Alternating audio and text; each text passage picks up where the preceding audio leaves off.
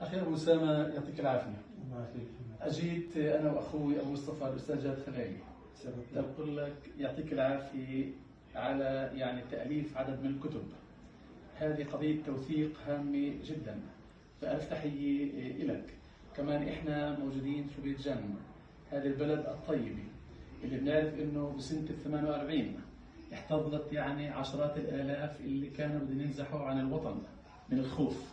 فأهلنا في بيت جن وأهلنا المعروفيين اللي ارتبطوا بالمعروف والمعروف ارتبط بأهلنا المعروفيين احتضنوا عشرات الآلاف العائلات. ولو ما هذا الاحتضان كان قسم كبير اليوم مش موجود في الوطن. فألف تحية لك. تسلم، بارك الله فيك. شكرا أول شيء على اللفتة الحلوة، التكريم. هذا واجب. أنا بتشرف فيكم.